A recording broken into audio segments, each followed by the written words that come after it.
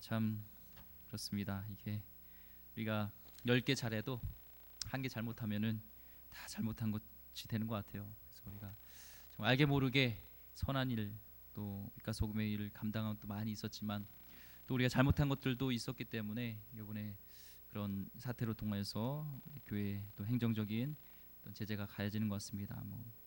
상식적인 것이니까 우리가 이해하고 또 우리가 따라야 되고, 혹시나 우리가 이기적인 모습이 있었다면, 우리만이라는 모습이 있었다면 좀 회개할 수 있는 귀한 시간이 되길 원하고요. 빨리 정상적으로 같이 예배할 수 있는 날을 우리 기도했으면 좋겠습니다. 우리 다시 한번 있는 곳에서 우리 서로 인사했으면 좋겠습니다. 안녕하세요. 반갑습니다. 주님의 은혜가 함께하기를 소망합니다. 예수님은요, 이 땅에 계실 때 많은 이적을 행하셨습니다. 그렇죠? 많은 이적을 행하셨어요. 그런데 그것이 놀라운 일 혹은 어떤 초자연적인 현상 이상의 어떤 특별한 의미를 지닐 때는요, 어떤 교훈을 전달하고자 할 때는 그것은 그냥 기적이 아니라 성경에서는 표적, 영어로 사인, 또 헬라어로는 세메이온, 이런 어떤 그런 표적이란 단어를 사용합니다. 이 땅에 오신 예수님이 하나님의 아들이시며 구원자이심을 증거하는 것, 그것이 바로 이 표적이었고 그것이 바로 세메이온이었죠. 오늘 본문 말씀에 보면요, 예수님이 당시 예루살렘 성전을 장사터로 만들었던 어떤 유대인들을 보고서 분노하시면서 이제 양과 소를 다 이제 성전에서 쫓아내시죠. 돈 바꾼 상인들 상을 막 뒤집어 엎어버리고 막 이런 일들을 했습니다. 이런 막 성전을 뒤엎는, 감히 할 수 없는 일을 하는 걸 본 유대인들이 예수님께 질문한 거예요. 오늘 본 말씀 18절 말씀 보니까, 이에 유대인들이 대답하여 예수께 말하기를 내가 이런 일을 행하니 무슨 표적을 우리에게 보이겠느냐 하면서, 야, 너가 이렇게 성전을 막, 하나님의 성전을 감히, 유대인들은 이 성전과 하나님을 동일시했는데, 하나님이 함께 하시는 곳인데, 하나님 임재하는 곳인데 거기를 막 뒤집어 엎어? 그럼 내가 표적을 보여야지. 그 표적을 보이는 것은 너가 하나님, 아니면 너가 메시아, 구원자, 뭐 그런 것들을 얘기해야 되는 거 아니야? 표적을 보여봐. 지금 얘기하는 거예요. 너가 이렇게 뒤집어 엎을 만한 권세가 있는 자냐 하면서 그거 사인으로서 표적을 보여보라 얘기를 하고 있습니다. 이때 예수님이 뭐라고 말씀하시죠? 19절 말씀에 예수께서 대답하여 이르시되 너희가 이 성전을 헐라 내가 사흘 동안에 일으키리라. 표적을 얘기하는데 예수님은 동문서답하는 것 같아요. 표적을 행하라 그랬더니 성전을 헐어봐라 내가 사흘 동안에 일으키리라 했던 거예요.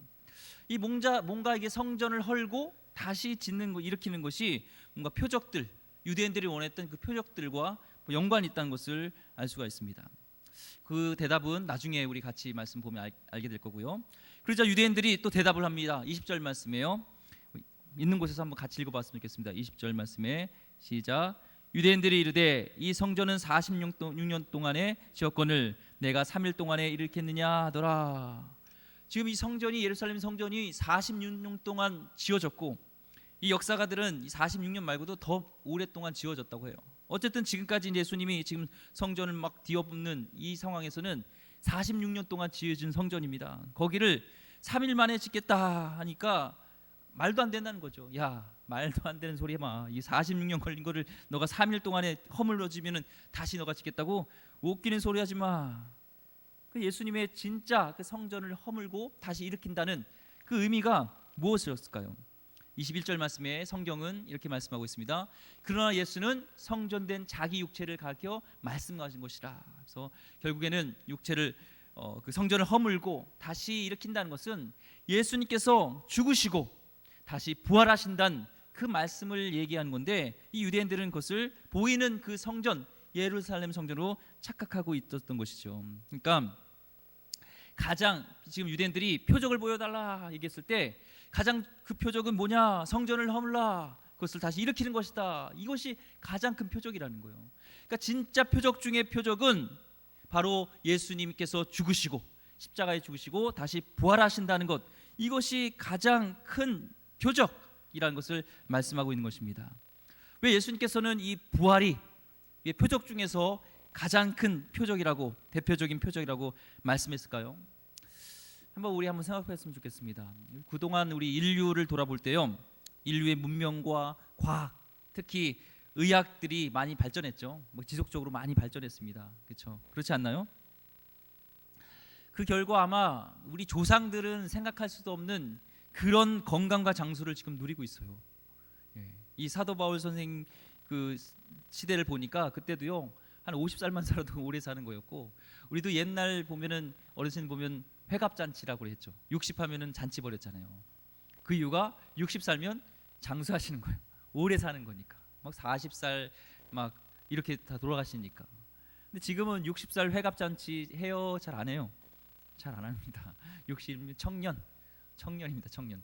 60살 먹으신 분이요 이 전철 타가지고 노약자석에 앉으면요 혼납니다. 요즘 외모를 봐도 60 보면은 이 어르신 같지 않고 그렇습니다. 어쨌든 지금은요 이 의학을 통해서 또 과학을 통하여서 우리가 삶의 여러 가지 문화 혜택을 보면서 예전엔 상상할 수도 없는 그런 장수와 건강을 누리게 되고 있어요. 이 코로나도 마찬가지예요. 지금도 무섭잖아요, 코로나가. 그런데 만약에 100년 전 이때 우리 이 한국 땅에 이 코로나가 창궐했다면 어떨까요? 아마 대부분 많이 죽었을 거예요. 이 역사를 보면요, 교회사를 보면요, 진짜로 뭐 장티푸스, 뭐 이질 이런 유행병 하나 돌면요, 그냥 마을이 하나가 없어져 초토화돼 버렸으니까 당시에는 그런 상황이었습니다. 성경은요, 우리 연수가 몇이라고 하면 70이요, 강건하면 80이라 얘기를 합니다. 70이요, 강건하면 80이라 합니다. 바이오로 우리는 요즘은 몇 세 시대라고 그러죠? 100세 시대라고 얘기를 합니다. 이 가수 이해란 씨가 부른 100세 인생을 보니까 이런 말이 있더라고요. 80세에 저 세상에서 날 데리러 오거든 아직은 쓸만해서 못 간다고 전해라, 뭐 이런 가사가 있고요. 90세에는 이렇습니다. 저 세상에서 날 데리러 오거든 알아서 갈 테니 재촉 말라 전해라. 알아서 갈 테니까 90살은 재촉 말라고. 100세에는요 이렇대요. 100세에 저 세상에서 날 데리러 오거든 좋은 날 좋은 시에 간다고 전해라 하는 거예요. 이런 노래 시대가 됐습니다. 100세 시대처럼 이런 시대가 됐는데, 그러나 이것은요 곧 죽음을 우리가 다 극복했다, 정복했다라는 의미는 아니죠. 노래는 그렇게 불렀다고 우리가 100세 시대 하지만 이것은 생명을 좀 연장시켰을 뿐이지 우리가 영원히 죽지 않는다는 것, 이것은 아니잖아요. 그렇죠? 아직도요 이 치사율, 사망에 대한 치사율은, 사망으로 죽는 치사율은요 좀 말이 이상한데 어쨌든 사망률은요, 인류의 사망률은 몇 퍼센트? 100%입니다. 안 그런가요? 99.9인가요? 아니에요. 모든 인류는 다 죽어요. 여기 계신 분, 또 영상으로 우리 예배드리는 모든 분은요 이 땅에서 삶은 마감할 때가 있어요. 다 죽는다는 겁니다.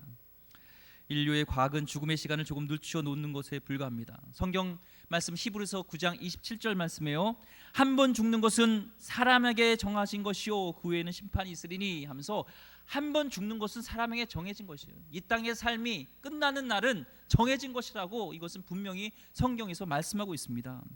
죽음을 연장하는 일에는 꾸준한 진보가 있을 것입니다. 그러나 죽음 자체를 해결할 수는 없습니다. 제가 예언합니다. 앞으로도 죽음 자체를 해결할 의학과 과학과 어떤 것도 안 됩니다. 그런데요, 유일하게 어떤 종교도, 어떤 과학도, 어떤 의료도 안 되는데 성경 말씀에서는요 그 죽음의 문제를 해결할 수 있는 방법을 얘기하고 있습니다. 그것이 바로 복음인 줄 믿습니다. 요한복음 11장에 보면요, 예수님의 친구, 예수님이 사랑했던 자, 이 나사로가 나오는데요, 예수님 사랑했던 그 친구였던 나사로가요 병에 들어서 죽게 됩니다. 그때 이제 그의 동생이었던 마르다와 마리아가 이제 사람들을 보내서 이제 베다니 그쪽에까지 와달라고, 예수님은 아마 그 근처에 가까운 데서 있는 것이죠. 거기서 좀 와달라고 사람을 보냅니다. 사랑하는 자가 병들었습니다 하고 도움을 청했는데 예수님이 올 거라고 찰떡같이 믿었는데 예수님은 바로 오지 않고요 늦장을 부려요. 이틀이나 더 유예해서 결국에는 우리가 볼 때 죽게 된 거죠. 근데 예수님은요 그 늦장을 부리고 이틀이 지났는데도 어떤 묘한 말씀을 하면, 요한복음 11장 11절 말씀에 이런 말씀합니다. 이 말씀을 하신 후에 또 이르시되 우리 친구 나사로가 잠들었도다. 그러나 내가 깨우러 가노라. 지금 나사로는 죽었는데, 호흡이 끝났는데 예수님은 지금 친구 나사로가 잠들었다는 거예요. 이 잠들었다는 것을 예수님은 죽었다는 걸 얘기하는 겁니다. 그리고 깨우러 간다는 것은 뭐예요? 이 말은 죽음이 마지막이 아닌 거예요. 예수님에게 있어서는 죽음은 잠자는 것이고 마지막이 아니라는 거예요. 깨운다는 것은 다시 일어나게 하실 수 있다, 부활이 있다는 것을 지금 선언하고 계신 것입니다. 우리 성도의 죽음이요 주 안에서 잠자는 것이라면 부활은요 이 잠에서 깨어나는 사건인 줄 믿습니다.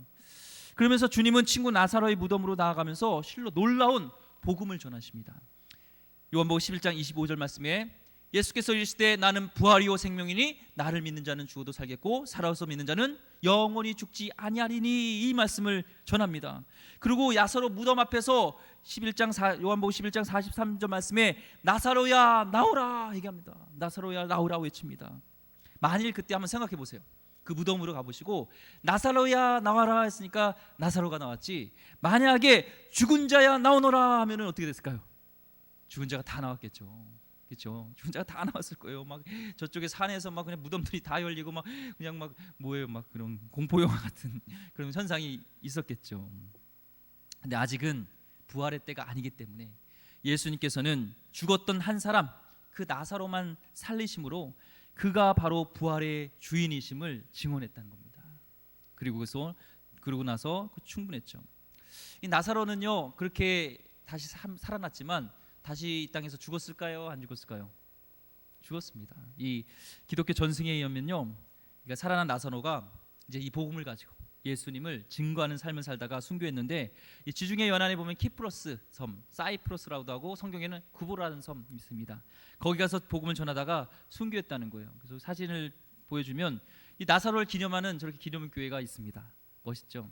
근데 여기 가면은 이 안에 이 나사로가 누웠다는, 나사로의 시체가 있었다는 그 석관이 있어요. 이 석관에는 헬라어로 이런 말이 써 있습니다. 친구 나사로라는 거예요. 친구 나사로. 예수님께서 사랑하셨던 친구 나사로가 있었다는 것이죠. 역사적인 사건이라는 것입니다. 우리가 볼 때는 그냥 허구맹랑한 일 같지만 진짜로 역사적인 사건이라는 것을 보게 됩니다. 이 나사로를 소재로 한 이 스킷 드라마가 있어요. 혹시 보신 적 있는지 보겠습니다. 이 스킷 드라마를 할 때 그 나사로 역할을 한 사람이 이런 대사를 합니다. 죽음에서 부활한 나사로에게 물어요. 당신이 죽었을 때, 그리고 다시 일어났을 때, 부활한 후에 당신이 달라졌던 것이 무엇입니까? 죽은 것과 다시 당신이 부활했는데 달라진 게 뭐냐고 물었어요. 그때 이 스킷 드라마의 주인공인 나사로는 이렇게 얘기를 합니다. 더 이상 죽음이 두렵지 않습니다. 그랬겠죠. 죽음을 맛봤다가 다시 살아남을 경험한 사람은요 더 이상 죽음이 두렵지 않아요. 왜? 우리에게는 다시 영원한 삶이 있다는 것을 알기 때문에 그런 것이죠. 그래서 이 나사로도 역사 속에서 진짜로 죽음을 두려워하지 않고 끝까지 예수님의 복음을 증거할 수 있었던 그런 원천이 거기 있었을 줄 믿습니다. 우리에게 부활이 확실한 것이라면요 죽음을 두려워할 이유가 무엇입니까? 나사 사건을 통해서 부활이 확실한 심을 입증하셨습니다. 우리는 두려움이 있을 수 있습니다. 두려움 중에 가장 큰 두려움은 죽음이죠. 이 부활을 통하여서 죽음을 극복할 수 있다면 우리 다른 두려움들은요 그냥 다 극복할 수 있어요. 코로나를 통해서, 또 경제적인 문제, 또 목사로서 저도 어떻게 우리 또 성도님들 같이 예배 못 드리면 어떡하나라는 그 여러 가지 불안함과 또 두려움과 이런 것이 있지만 오늘 말씀을 다시 보면서 나사로를 살리신 예수님이 우리를 다시 살리지 않으실까? 우리를 다시 회복시키지 않으실까? 우리 문제를 해결하지 못하실까라는 생각을 갖는다면 우리는 두려움에서 해방될 줄을 믿습니다.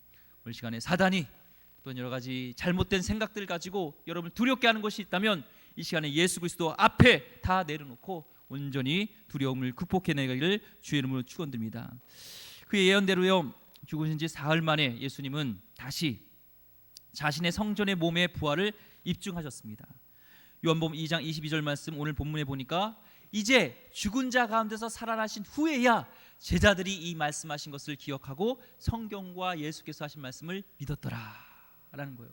진짜로 이제는 이렇게 예수님이 성전을 허물러라 다시 내가 그것을 일으킬 것이다, 내가 죽었지만 다시 부활할 것이다 얘기를 했지만 안 믿었어요. 근데 진짜 죽으신 예수님이 부활하신 것을 목격한 제자들이 그제서야 그때 그 말씀이, 오늘 본문의 말씀이 그 말씀이었구나, 진짜 부활하시는 것이었구나 라는 것을 오늘 말씀하고 있는 것입니다. 이 사도 바울은요 진짜로 이 말씀을 믿었고 예수님의 그런 부활하심을 믿었고요. 그 소망을 가지고, 부활의 소망을 가지고 고린도전서 15장 29절 말씀에 이렇게 전합니다. 그러나 이제 그리스도께서 죽은 자 가운데서 다시 살아나사 잠자는 자들의 첫 열매가 되셨도다 하면서 첫 열매가 되셨다는 것을 보여주는 거예요. 첫 열매는 이제 많은 열매를 맺게 되는 것이죠. 그 첫 열매를 통해서 이제 많은 열매가 맺은 것을 이렇게 믿었다는 것입니다. 그리고 25절 말씀에, 고린도서 15장 25절 말씀에 또 이렇게 말합니다. 그러나 각각 자기 차례대로 되리니 먼저는 첫 열매인 그리스도요, 다음에는 그가 강림하실 때 그리스도에게 속한 자요. 무슨 말씀입니까? 예수님께 속한 자, 예수님 재림하실 때 예수님을 믿는 자, 예수님을 나의 주로 고백하는 자, 이 모든 믿는 자들은요 다 부활하신다는 겁니다. 혹시 가족을, 사랑하는 가족을 먼저 보내신 분이 있습니까? 아니면 이곳에 죽음을 두려워하는 분이 있습니까? 우리에게 소망은 오늘 말씀 그대로 우리는 다시 예수님이 첫 열매가 되시는 것처럼 우리는 예수님께서 강림하실 때 우리는 그리스도께 속한 자로서 다 부활하게 될 줄 믿습니다. 우리는 영원한 삶인 줄 믿습니다. 이 그리스도인들은요 이 부활의 소망을 갖는 것입니다. 이 부활의 소망이 있다면요 두렵지 않습니다. 오늘 이 코로나 시대 때 우리에게 어떤 것으로 위로받을 수 있겠습니까? 다시 부활할 수 있다는 이 소망, 다시 일어날 수 있다는 소망, 이 소망을 갖고 나가시길 소망합니다. 문제 중에 최고의 문제는 죽음 문제인데, 그런데 이 부활로 인해서요 죽음의 문제가 해결된 유일한 소망, 희망이 됐던 것입니다. 그래서 예수 부활 사건보다 더 위대한 기적, 더 위대한 표적은 없습니다. 유엔들이 표적을 구할 때 예수님께서 이 성전을 헐라 내가 다시 일으키라는 것은 가장 큰 표적인 이 부활을 말씀하신 것입니다. 우리에게 부활의 기적이 우리의 소망이 되는 줄 믿습니다. 예수 부활의 위대한 표적이요 또 하나의 이유가 있습니다. 우리가 죄 문제를 해결할 수 있는 유일한 해답이 이 십자가 부활에 있기 때문에 그렇습니다. 성경은요 인류에게 죽음이 찾아온 이유를 바로 죄 때문이라고 얘기를 하죠. 로마서 6장 23절 말씀에 죄의 싹은 사망이요 하나님의 은사는 그리스도 예수 우리 주 안에 있는 영생이니라. 아멘. 왜 모든 사람이 다 죽어야 합니까? 죄의 대가는 분명히, 죄는 진가닥 때문에 다 죽어야 된다고 얘기를 합니다. 그러나 인류는요 이 죄를 인정해야 되는데 이 죄를 인정하지 않았어요. 여러 가지 미봉책을 통하여서 죄를 도피했습니다. 이것을 미화시켰습니다. 죄인데 그것을 죄라고 얘기하지 않고 미성숙해서 그래, 미개해서 그래, 상처가 있어서 그래, 걔가 그런 건 상처가 있어서 그래, 그럼 분노가 있는 거지, 사람이 분노 없는 사람이 어디 있어, 억압받아서 그래, 부적응한 거야 라는 그런 단어를 통하여서 죄를 대체해 보려고 얘기를 했다는 겁니다. 우리가 좀 더 교육을 받으면, 우리가 좀 더 성숙해지면, 좀 더 이해하게 되면 모든 문제가 해결될 것이고 우리는 죄를 짓지 않겠다고 낙관했습니다. 그런데 결과는 어떻습니까? 교육과 문화로 포장된 인류는요 좀 더 세련되고 교묘하게 변장된 모습으로 죄를 지으게 돼요. 오히려 더 많이 배우고 더 뭔가 이렇게 교육적으로 우리가 성숙한 것 같지만 그 교묘한, 요즘 뭐 사이버 시대에 가지고 막 그런 옛날 사람들 누릴 수 없는 여러 가지 혜택들, 이런 문화 혜택들이 많잖아요. 예전에 만약에 이 코로나가 있었으면 어떻게 했겠어요? 온라인 계약 못 했겠죠. 진짜로 더 힘들었을 겁니다. 근데 지금 이 온라인을 통해서 교육도 받고 그러지만 이 온라인을 통해서 이 온라인 사이버 문제가 얼마나 교묘하고 얼마나 더 잔인하고 얼마나 그 사람들을 정말 잔인하게 죽이는지 이걸 알 수가 있잖아요. 그런데요 한마디로 우리는 죄 문제를 해결하는 일에 희망이 없음을 우리 인류의 역사를 통해서 우리는 알 수가 있습니다. 여기에 근데 복음이 있습니다. 마태복음 1장 21절 말씀에 아들을 낳으리니 이름을 예수라라. 이는 그가 자기 백성을 그들의 죄에서 구원할 자이심이라 하니라. 예수님께서 이 땅에 오신 이유가 우리를 죄에서 구원하시기 오셨다는 것입니다. 이게 우리에게 복음이 됩니다.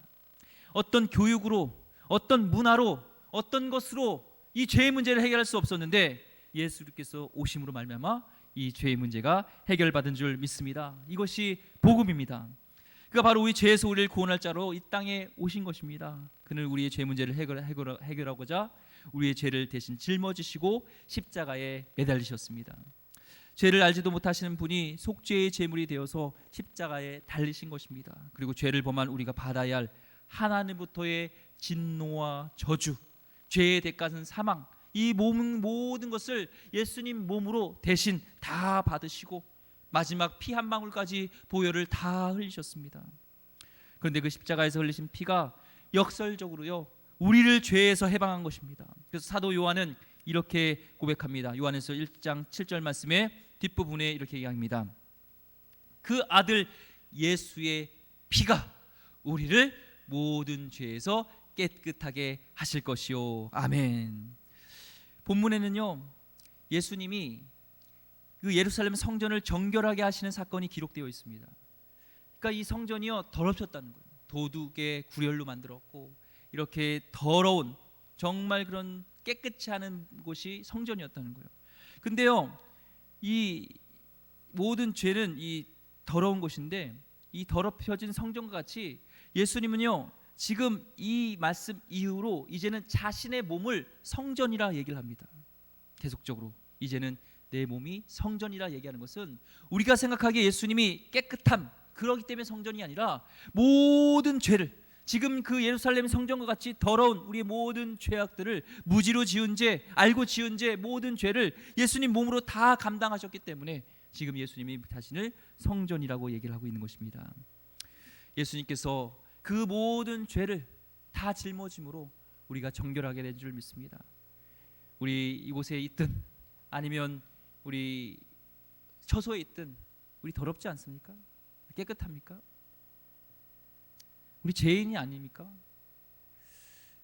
그렇더라고요. 오늘 새벽에 누가 신고를 해가지고 경찰이 왔어요. 근데요 그 신고한 그 사람을 막 미워해요. 제가 왜 신고해가지고 앞에 와다 보니까 여기 어떤 청년이 있던 것 같은데 저 청년이 아니야. 본인은 마스크도 안 쓰고 있으면서 막 정지하고 연약함입니다. 미워하고 부부끼리는 어떻습니까? 미워하지 않습니까? 좀 더 넓은 마음으로 이해해야 되는데 한 말에 또 상처받고 또 거기다 더 같이 공격하고 그런 모습들, 연약한 모습들, 죄악된 모습들이 있습니다. 이사야서 53장 5절 말씀에요. 그가 찔림은 우리의 허물 때문이요 그가 상함은 우리의 죄악 때문이라.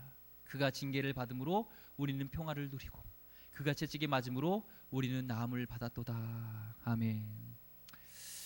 참 이번 코로나로 인해서요 그 전 무슨 목사 또 어떤 그런 어떤 교회 특정 그런 교회 때문에 우리까지 피해 보는 것 같아서 참 억울하기도 하고 그렇습니다. 그게 막 우라가 치밀기도 합니다. 그런데 오늘 말씀을 보면서 예수님은 아무런 죄도 없으신데 우리의 모든 죄로 인하여서 찔리시고 피 흘리시고 채찍에 맞음으로 인해서 우리를 나음께 있다는 말씀을 보면서 위로함이 됩니다. 참 억울하죠. 그런데요 진짜 능력은 복음의 능력은 억울하지만 예수님께서 정말 그런 어린 양처럼 도살장에 끌려간 어린 양처럼 입을 열지 않으시고 얼마나 할 말이 많으시겠어요. 얼마나 억울함을 얘기할 수 있겠어요. 그 참으심을 통하여서 하나님의 영광이 나타나고 우리의 죄를 용서받게 하셨던 그 능력처럼 이 시대에 우리의 크리스찬들의 능력은요 막 바른 소리 하는 게 아닌 것 같습니다. 지금은요 좀 침묵하고 좀 회개하고 그동안 우리가 잘못한 것이 없지 않았나, 저들이 우리에게 돌을 던지는 이유가 혹시 우리의 어떤 그런 이기심은 아니었는가, 우리가 예수님의 모습으로 닮아가면서 낮아지고 예수님처럼 섬기며 이런 모습이 있어야 되는데 그러지 않은 모습이 있었다는 것을 회개하면서 자족하는 그런 시간이 됐으면 좋겠습니다. 예수 그리스도를 우리의 존재 속에 구원의 주님을 받아들이는 순간 가장 놀라운 변화는요 우리의 죄가 용서받고 우리의 존재가 우리가 하나님의 자녀가 된다는 사실인 것입니다. 로마서 4장 25절 말씀에 예수는 우리가 범죄한 것 때문에 내줌이 되고 또한 우리를 의롭다 하시기 위하여 살아나셨느니라. 여기서 보면은 범죄한 때문에 내줌을 입었다. 우리 죄 때문에 십자가에서 목숨을 내주셨습니다. 또한 이 죄가 다 용서함 받고 우리가 의롭게 됐다는 것을요 확증하기 위해서 예수님께서 부활하셨다는 거예요. 그래서 이 부활은요 우리의 죄가 다 용서됐느라 우리는 의롭게 됐느니라 라는 것을 확증시켜 주시는 하나님의 그런 사건인 줄 믿습니다. 그의 죽으심으로 우리가 죄사함을 받고 그가 다시 살아나심으로 우리는요 의롭다함을 얻어서 새 삶을 살게 되었습니다. 할렐루야. 말씀을 정리합니다. 이 청교도 가문에서 태어났던 줄리아라는 그런 주일학교 교사가 있었어요. 어느 날 이 교사가요 주일학교 어린이를 가르치기 위해서 이 공방 공부를 하다가 말씀을 이렇게 묵상하게 되었습니다. 그러면서 정말 나 같은 죄인을 의롭게 하시고 정말 그 나로 하여금 예수님의 복음을 나누게 하는 이 사역에, 이 교사에 나를 이렇게 쓰시는 거에 있어서 너무나 감사해서 그 공과 노트에다가 이 감사하는 단어를 하나를 썼어요. 그게 뭐냐면 놀랍다, 영어로는 마블러스. 이어서 또 하나님의 은혜가 생각나서 단어를 하나 썼습니다. 그레이스, 은혜였습니다. 그리고 그 말을 통하여서 찬송 가사가 쓰여졌는데 그 가사가 찬송가 251장 놀랍다 주님의 큰 은혜입니다. 가사는 이런 것입니다. 놀랍다 주님의 큰 은혜, 우리의 죄를 속하시려 갈보리 십자가 위에서 어린 양 보혈을 흘렸네. 주의 은혜 우리의 죄를 다 씻었네. 주의 은혜 우리의 죄를 다 씻었네. 아멘. 오늘 말씀을 정리합니다. 정말 우리에게 가장 유일한 해답, 죽음 문제와 죄의 문제를 해결하신 우리 예수님, 우리 삶 가운데 어떤 문제가 있을지라도 우리 예수님이 우리의 유일한 해답인 줄 믿습니다. 오늘도 여러분 삶 가운데 어떤 문제가 있든지 우리 주님을 바라보면서 주께 나오는 귀한 백성 되기를 주의 이름으로 축원드립니다. 아멘. 시간에 우리 찬송 부르시면서 하나님께 나가도록 하겠습니다. 우리 살아계신 주, 지금도 함께 하시는 살아 역사하시는 우리 주님을 찬송 부르겠습니다. 살아계신 주